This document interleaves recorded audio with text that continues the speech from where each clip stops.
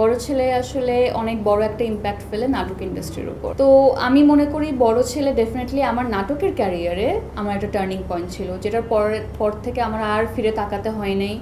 আমাকে কেউ ওইভাবে রিপ্লেস করে নাই। আমার মধ্যে আরও ক্ষুধা জন্মায় যে আমি এখন একটু ডিফারেন্ট কাজ করি, এবং আজকে ওই এক্সপিরিয়েন্স থাকাতেই আমি এখন অনেক কিছু বেশি বুঝি বলতে হচ্ছে এই ক্যারেক্টার আমি কিভাবে প্লে করব, আমি নিজের মতো করে একটা ডায়াগ্রাম হচ্ছে গিয়ে সেট করতে পারি, আমি আর্টটা তৈরি করতে পারি যে এখানে আমি এইভাবে করব, এখানে এইভাবে করব। ডেফিনেটলি আমাকে সাপোর্ট করার জন্য আমার টিম থাকবে, কিন্তু আমার ভিশনটা কতটুকু, আমি কতটুকু বুঝতে পেরেছি এই চরিত্রটা কেমন, আমিও এখন হচ্ছে কোলাবোরেশনে যেতে পারি। আমার যখন একজন ডিরেক্টর যেমন মাকসুদ ভাইয়ের সাথে আমি বলবো উনি ডিরেক্টর, আমি আর্টিস্ট ডেফিনেটলি, বাট আমাদের একটা কোলাবোরেশন ছিল, একটা ফ্রেন্ডশিপ ছিল, যেখানে আমি নির্দ্বিধায় আসলে আমার মাথায় যদি কোনো আইডিয়া আসে আমি এটা ওনাকে বলতে পারতাম, এবং উনিও কখনো এই ধরনের কথা বলেন নাই যে আর্টিস্ট বেশি বুঝে। উনিও আসলে সেটা খুব ভালোভাবে ওয়েলকাম করতেন। তো ওই জায়গাটা, তো ওই এক্সপিরিয়েন্স না থাকলে আসলে আমি যদি কাজ না করতাম, না শিখতাম, লেন্স না বুঝতাম, ডায়লগ ডেলিভারি, ভোকাল কিভাবে আসলে কখন কি সিচুয়েশনটা কিভাবে হ্যান্ডেল করতে হয়, এগুলো না বুঝলে আমার আসলে নিজেরও গ্রোথটা হতো না। তো ওই গ্রোথের জন্য একটা সময় অনেক কাজ করা, যখন আমি বুঝেছি এখন মোটামুটি পারি, এখন একটু চেষ্টা করি নিজেকে অন্য জায়গায় নিয়ে যাওয়ার, তখন আসলে নাটক থেকে ওয়েব ফিল্মে আসা, ওয়েব ফিল্ম থেকে সিরিজ করা, সিরিজ থেকে একটা সময়ে যখন ফিল্মের অফার আসে তখন ফিল্ম করা। তো সব কিছু আমি বলি, যদি ওই নাটকগুলো করা না হতো তাহলে আজকে এখানে আমি থাকতাম না।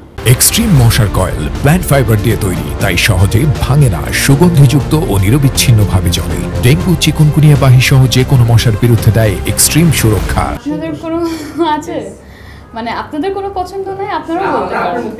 দেখেন, আমার তো প্রত্যেকটা কাজ আসলে নিজের কাজ, বাট তারপরও যদি চুজ করে এমন কোনো গল্পের নাম বলতে হয় যেটা আমার মনে দাগ কেটেছে, তাহলে আমি অবশ্যই বলবো চিরকাল আজ, ভিকি জায়েদ ভাইয়ার। ওই কাজটা যখন করেছিলাম সেটা না, এটার আগে আরেকটা কাজ করেছি যেটা আমার টার্নিং পয়েন্ট ছিল, আমি সেখান থেকে শুরু করি। সো 2017-তে যখন বড় ছেলে বের হয়, বড় ছেলে আসলে অনেক বড় একটা ইম্প্যাক্ট ফেলে নাটক ইন্ডাস্ট্রির উপর। ওই সময় তো আপনার, এখন ভাইরাল ওয়ার্ডটা তো খুবই কমন, কিন্তু ওই সময় এতটা সোশ্যাল মিডিয়ার ইউজ না থাকাতেও কাজটা ওভারনাইট অনেক মানুষ দেখে ফেলে। আমি ওই ঈদে যেখানেই যাচ্ছি সবাই বলছে যে এই কাজটা দেখেছি, বা ওই কাজ নিয়ে হচ্ছে আলোচনা হচ্ছে। তো তখন আমি প্রথমবারের মতো আমার নাটকের ক্যারিয়ারে বুঝতে পেরেছি দ্যাট আমার একটা কাজ অনেক প্রশংসা পাচ্ছে এবং সবাই অনেক প্রশংসা করছে। তো আমি মনে করি বড় ছেলে ডেফিনেটলি আমার নাটকের ক্যারিয়ারে আমার একটা টার্নিং পয়েন্ট ছিল, যেটার পর থেকে আমার আর ফিরে তাকাতে হয় নাই। আমাকে নিয়ে গল্প ভাবা শুরু হচ্ছিল, আমাকে বেস করে কিছু গল্প নির্মাণ হয়েছে, আমাকে কেউ ওইভাবে রিপ্লেস করে নাই। ওইটা ডেফিনেটলি একটা পয়েন্ট আমার লাইফের।